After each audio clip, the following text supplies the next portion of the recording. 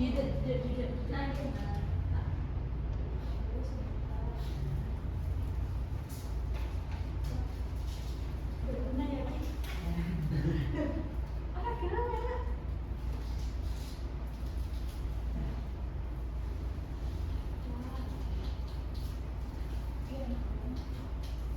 anak-anak, bisa dimulai sekarang? Iya. Assalamualaikum warahmatullahi wabarakatuh. Waalaikumsalam warahmatullahi wabarakatuh. Gimana kabarnya hari ini? Alhamdulillah, luar biasa. Allahu Akbar. Sehat semua ya? Ada hari ini ada yang tidak masuk? Ada. Syahla. Iya. Masih mudik? Iya. Semoga minggu depan sudah bisa masuk ya. Iya. Untuk sebelum kita mulai pelajaran pada sore hari ini, kita berdoa terlebih dahulu ya. Kita mengucap basmalah bersama-sama. Bismillahirrahmanirrahim.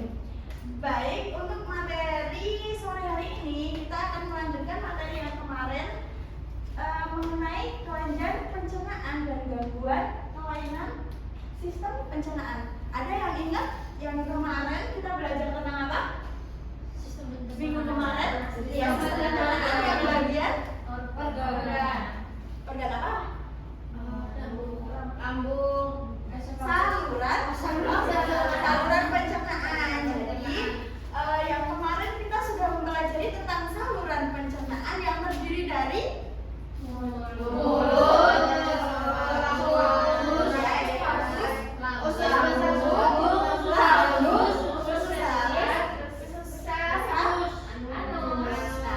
Kemarin kita sudah mempelajari apa itu pencernaan mekanik dan pencernaan kimiawi.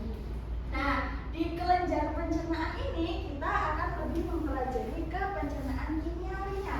Sebenarnya apa sih yang dinamakan kelenjar pencernaan?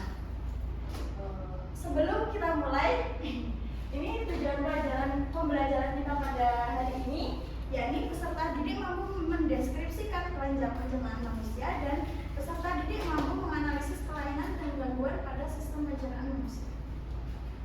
Oke. Nah, apa itu kelenjar pencernaan? Ada yang tahu? Kelenjar yang menghasilkan untuk menghasilkan berbagai enzim pencernaan. Nah, kelenjar pencernaan ini yang menghasilkan namanya enzim pencernaan. Enzim pencernaan ini tugasnya untuk apa? Berperan untuk apa? Proses pencernaan makanan. Kan kita kemarin sudah belajar pencernaan mekanik. Nah, di dalam pencernaan mekanik ada di mana aja? Lambung. Nah, di dalam mulut itu ada pencernaan mekanik dan pencernaan kimiawi. Pencernaan mekaniknya oleh lidah. Terus pencernaan kimiawinya oleh enzim apa? Enzim petialin.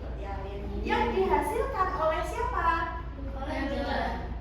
Siapa yang kemarin sudah? Kelenjar mulut. Kelenjar Lupa ibu. ludah. Ya. Kelenjar pencernaan merupakan kelenjar yang berperan untuk menghasilkan berbagai enzim pencernaan. Enzim-enzim ini dihasilkan oleh enzim-enzim yang dihasilkan oleh kelenjar pencernaan ini dibutuhkan untuk membantu proses pencernaan makanan. Terus kelenjar pencernaan itu terbagi menjadi berapa? Yang pertama ada kelenjar ludah atau saliva. Yang kedua ada kelenjar lambung. Yang ketiga ada kelenjar pankreas, kelenjar hati dan kelenjar usus. Nah, yang pertama kelenjar ludah yang tadi ada di dalam mulut. Kelenjar ludah ini pertama kali mencerna makanan ketika masuk ke dalam mulut, menghasilkan enzim petialin yang berfungsi untuk mengubah batu menjadi gula.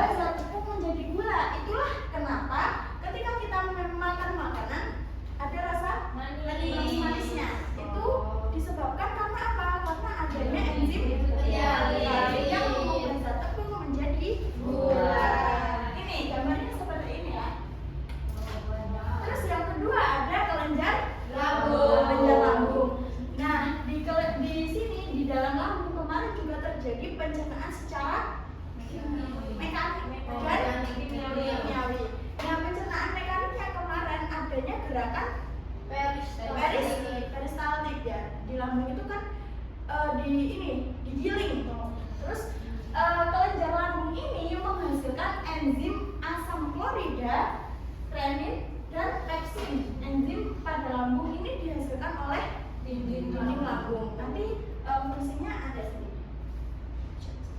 Terus yang ketiga ada kelenjar hati. Kelenjar hati menghasilkan cairan empedu yang berguna untuk mengemulsikan lemak, yaitu mengubah ukuran lemak menjadi partikel-partikel yang lebih kecil agar lebih mudah diserap dan diedarkan oleh seluruh tubuh. Nah, kelenjar hati ini menghasilkan apa tadi? Cairan? Menghasilkan cairan empedu untuk membersihkan lemak.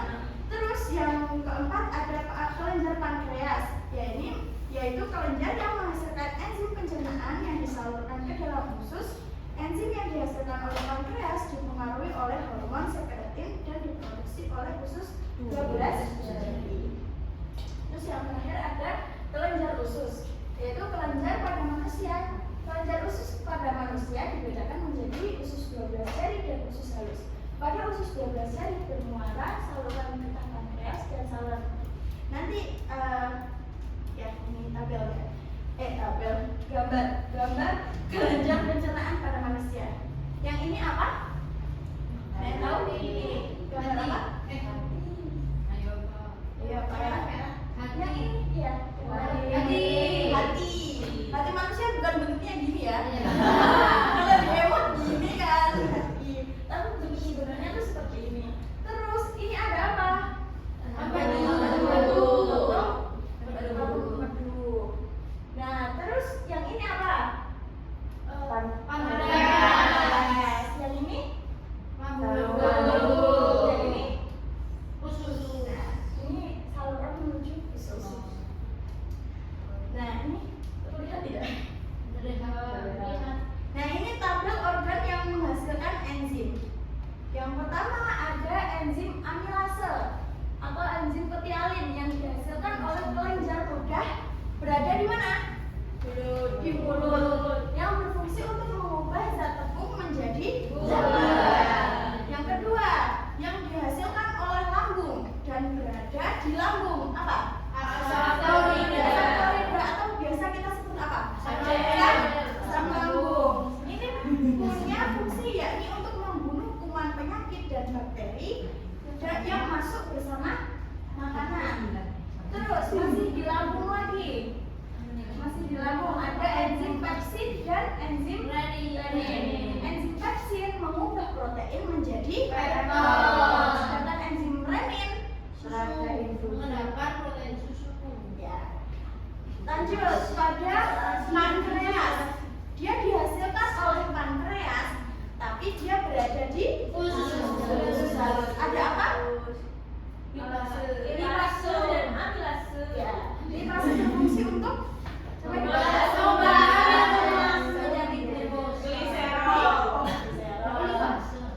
iya lipase.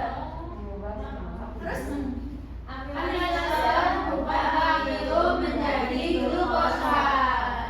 masih ada lagi.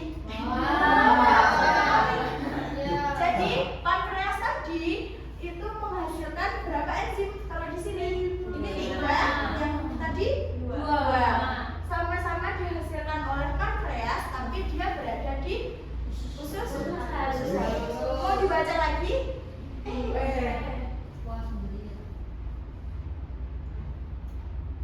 Tripsin. Dia Mengubah protein menjadi senyawa asam amino. Terus ada Tripsin mengubah protein menjadi senyawa asam amino. Terus Peptidase memecah protein menjadi asam amino. Terus yang ini beda. Yang tadi dihasilkan oleh pankreas, kalau yang ini dihasilkan oleh usus halusnya sendiri. Dia dihasilkan oleh usus halus dan berada di usus halus. Ada enzim laktase, sukrase, peptidase, dan lactase. Enzim laktase ini berfungsi untuk apa, Mbak Nisa? Mencerna laktosa. Ya, kalau yang sukrase apa, Mbak Rizka? Memecah sukrosa menjadi gula sederhana. Ya, kalau yang peptidase apa, Mbak Alvisa? Memecah protein menjadi asam amino.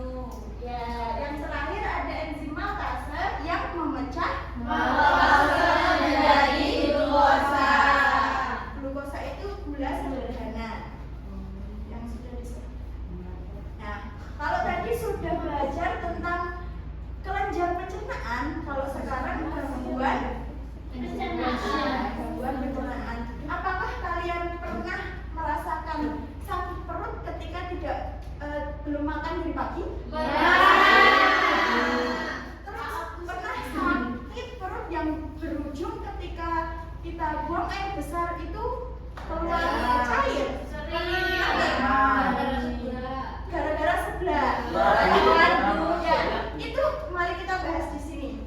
Gangguan yang pertama adalah diare ini terjadi karena iritasi pada selaput dinding usus besar yang menyebabkan feses menjadi encer.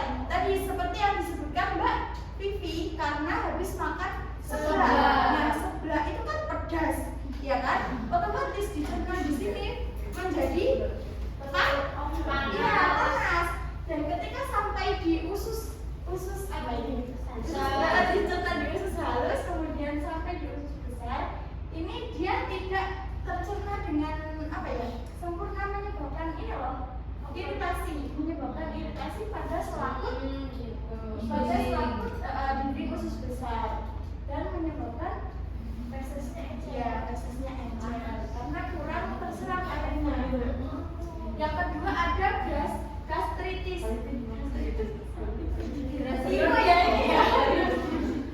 Ini terjadi karena dinding lambung mengalami peradangan karena HCl terlalu tinggi. HCl tadi apa? Asam lambung. Ya, ini terjadi karena asam lambungnya terlalu tinggi. Ya, makanya dia bisa sakit perut. Terus yang ketiga ada MAH, ditandai dengan mual dan kembung, terjadi karena tingginya asam lambung. Ini sama, mirip. Tapi ya ini dinding lambungnya yang mengalami peradangan. Kalau yang ini mungkin karena telat makan, jadi asamnya naik. Terus yang keempat ada sembelit. Nah, ada yang pernah sembelit? Sembelit itu gimana? Yang pernah sembelit tadi siapa? Ya, gimana rasanya Mbak Vivi? Sakit. Mau buang air besar? Susah, ya, nggak keluar. Itu terjadi karena usus besar yang menyerap air terlalu banyak. Jadi di usus besar tadi terjadi penyerapan air tuh lebih daripada biasanya. Makanya fesesnya menjadi sangat berat, susah untuk dikeluarkan. Biasanya karena kurang serat. Terus yang terakhir ada wasir atau kita kenalnya dengan apa? Itu pembengkakan yang berisi pembuluh darah yang membesar di area anus. Jadi di area anusnya itu biasanya ada benjolannya, entah itu di luar atau di dalam. Itu bisa pecah kapan saja. Terus lanjut ada parotitis epidemika atau yang biasa kita kenal dengan gondongan. Gondongan ini ya, menyerang kelenjar ludah yang ada di sini. Biasanya kan membengkak gini kan, besar gitu, menyebabkan bengkak, panas dan nyeri. Ada yang pernah gondongan? Mas Oca pernah gondongan? Pernah katanya. Biasanya sininya jadi besar gini kan. Terus sakit gitu, buat nolong susah, buat ngunyah susah. Ya itu kan karena kelenjar ludahnya. Biasanya terjadi karena virus menular biasanya. Terus ada karies gigi. Karies gigi atau gigi lubang. Ada yang giginya berubah? Pernah ditambal? Pernah. Gimana rasanya tambal gigi? Sakit.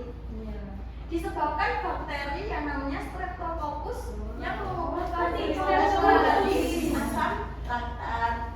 Terus ada appendicitis, terjadi peradangan pada umbai cacing atau usus buntu yang nantinya bisa terjadi usus buntu. Terus luka lambung atau luka yang disebabkan karena terkikisnya dinding lambung ini. Gambarnya dinding lambungnya ini terkikis ya, bisa bolong-bolong, tapi ya nggak bolong sampai luar. Terus ada sariawan, luka yang muncul di sekitar rongga mulut, biasanya karena kekurangan apa? Vitamin C. Ada yang sedang sariawan sekarang? Banyak atau enggak? Banyak.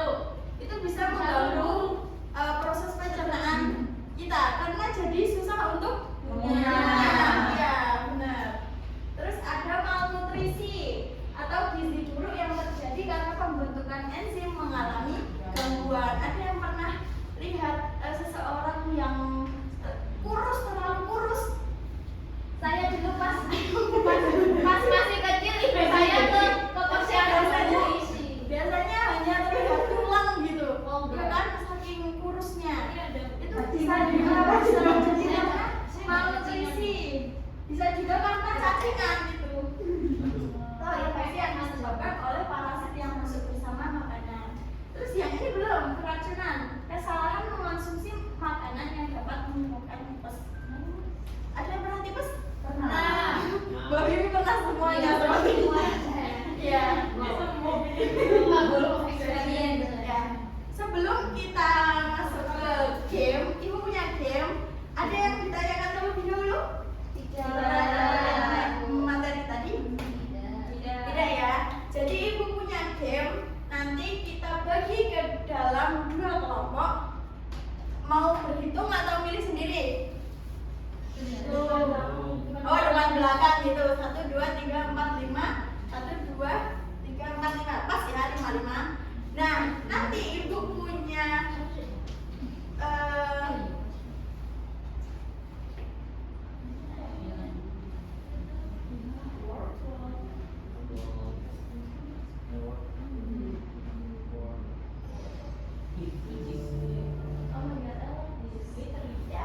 Ibu punya 12 box, 12 buku. Yang ini nanti kelompok 1 dan kelompok 2 bisa switch terlebih dahulu. Nanti siapa yang maju duluan? Siapa yang maju duluan boleh milih nomor. Majunya tetap satu individu dapat 1 nomor. Satu individu tetap dapat 1 nomor. Silakan kelompok depan dan kelompok belakang switch terlebih dahulu. Ayo. Siapa duluan? Nanti bisa milih nomor. Oke,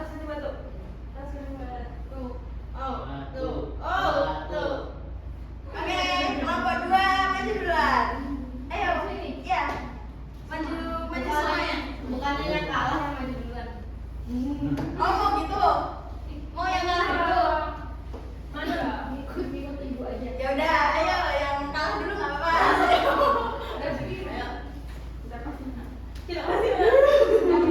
Oke. Siapa yang mau maju dulu? Milih. Gak bisa. Satu individu, 1 nomor. Iya. Silakan milih. Oke, baru bisa dulu. Mau milih nomor? 8. Kita buka. Jeng, jeng, jeng. 30 detik waktunya. Jawab. C bu. C. C ya. Kita buka 1, 2. Yeay.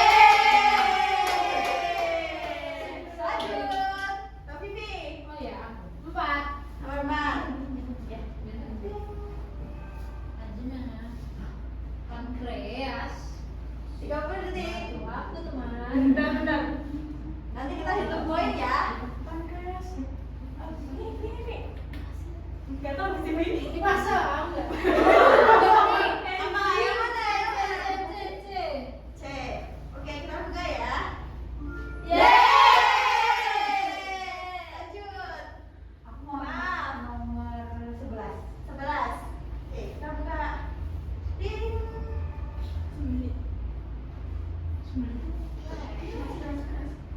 Yang Kamu diam.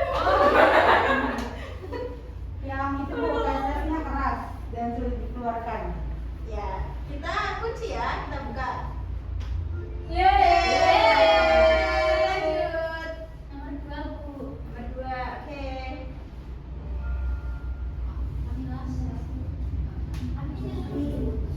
B. Yeay. Kita solid Bu.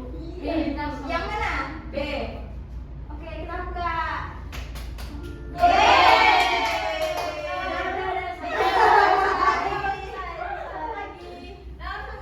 Nomor 9 boleh. Kita buka.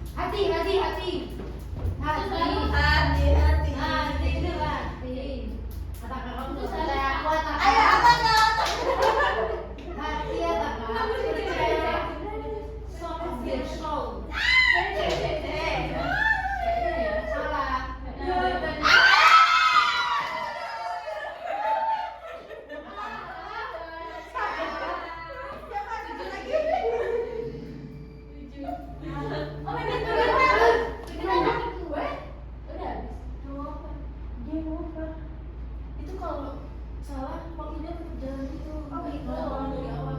Ya. Apa tadi nomor 7 ya? Gak apa-apa. Oke. Oke.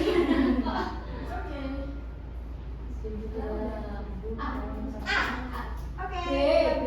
Itu tadi soal aku. Yeay. Gak apa-apa, tadi ini kan udah. Berarti salah Iya. Oke.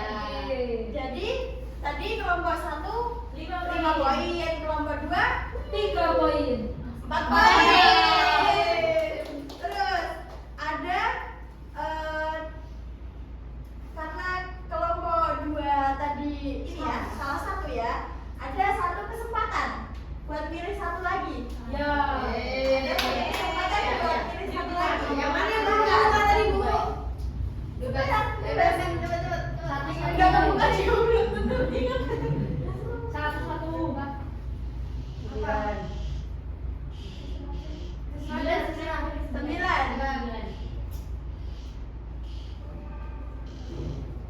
B, enzim. Yeay. Sudah? Udah. Ada yang mau main lagi?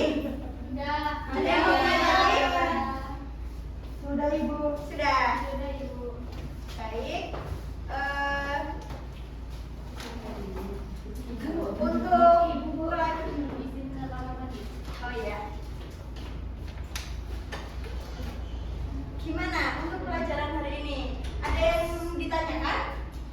Tidak. Minggu depan mau belajar apa? Karena materi kita materi sistem pencernaan sudah selesai. Yeay. Minggu depan kita lanjutkan materi ya. Oke, Bu. Nah, kesimpulan pada materi hari ini yakni kelenjar pencernaan berperan untuk menghasilkan berbagai enzim pencernaan yang berfungsi untuk membantu proses pencernaan makanan. Perlu kewaspadaan dan pengetahuan untuk mengetahui penyakit atau gangguan yang mengancam seperti memperhatikan kebersihan makanan dan minuman yang kita konsumsi, kebersihan mulut dan gigi, konsumsi makanan bergizi dan masih banyak lainnya agar kita tidak terserang penyakit-penyakit yang kita pelajari tadi.